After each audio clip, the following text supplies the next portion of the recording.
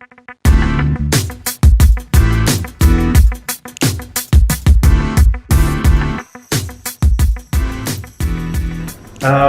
to this tips video that we created for Dirk.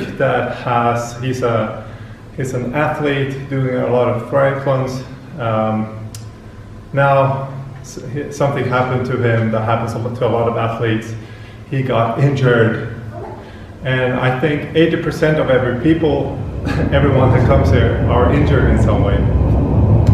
Now, I want to change the mindset of those guys that are injured, especially for you, Dirk, that has some kind of problem with the knee.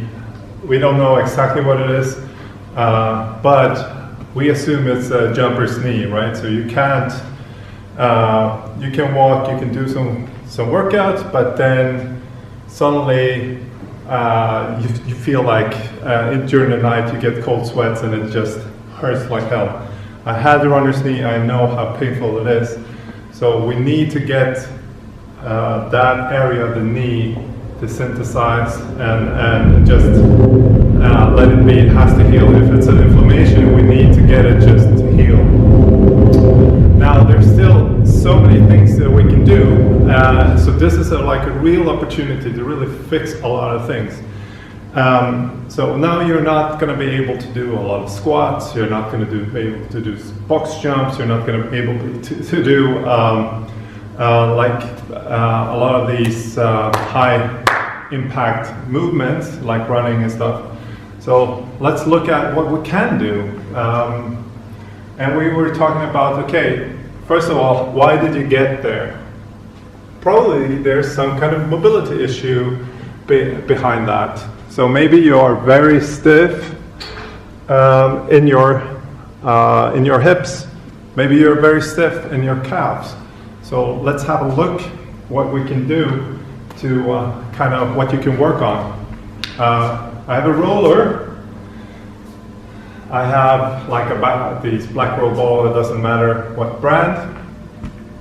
And what many people like to do and tend to do is that they start to they want to roll the side where the IT band is. Oh, it feels great. And what happens is that they wake up in the middle of the night and it feels just more terrible, because you should not be addressing that inflamed part of the muscle. So instead of looking at where it's painful, let's look above and below, because if it's very tight, up here, this will start to pull everything. So if you think about, you have the insertion here down at the knee, and then you have everything is tight here, so it's going to start to pull down here. So you can even see in my pants, if I'm very tight up here, it's just going to be very hard strain down here. And that, eventually what happens is it's going to pull, right? So let's see what we can do there. One thing I like to do, that we tend to do here a lot, is to just get that flexor up there and just roll on it and try to get some movement into that.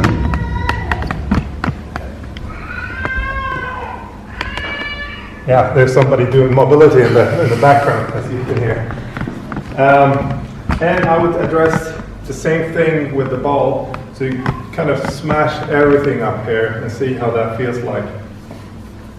You can also address many parts of the thigh. So you can also lie on the quads and do a lot of movements here also. You can even move the leg a bit sideways, backwards. There are like at least 1 million stretching videos on YouTube, so be creative and just search for it. For the lower part, I would say, hey, how stiff are your calves? Can you do some smashing and rolling with the calves, backing up? If that feels too good with the roller, meaning you don't feel anything, you can upgrade to the ball. and put some pressure with the other leg, push and pull, push and pull. Upgrade number 3 or 2 is take a kettlebell, push and pull, and just create a lot of slack in the system, as Kelly Starrett says. So we want to get this as loose as possible, so this area around the knee has a lot of movement opportunities. Okay, so that's one opportunity to work on mobility. Now, who does want, who likes to work on the mobility for 3 hours or 2 hours a day? No one, it sucks. So you should just do it maybe 10 to 20 minutes a day, and don't exaggerate. But what you can do also is to work on your strength. So if you can't do jumping, you can't do running, what can you do? You can use everything else, right? So this is a great opportunity to work on upper body strength. For example, is it possible for me to just work on some presses, right? And get super strong in my pressing? Or is it possible for me to work on things like the plank or core work, maybe even sneak in some bicep curls? But no, we want to show you like a practical example. We have a workout for today, for example, and we have 2 AMRAPs of 10 minutes. First one is 15 toes to bar, and we can see, hey, how does it feel like doing toes to bar? Is that possible to do toes to bar? I would say it probably is, a bit depending on how stiff you are. Second one, we have something called the goblet squat. Now, this can be very hard to do a goblet squat, so what can we do instead?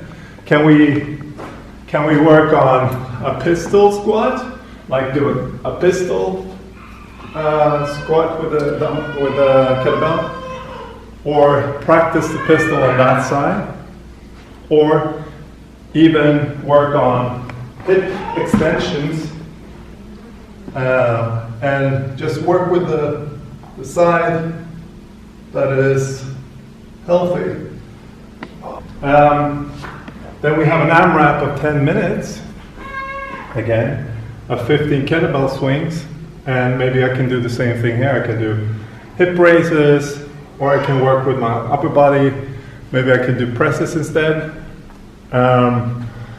Or I can use this tool, right?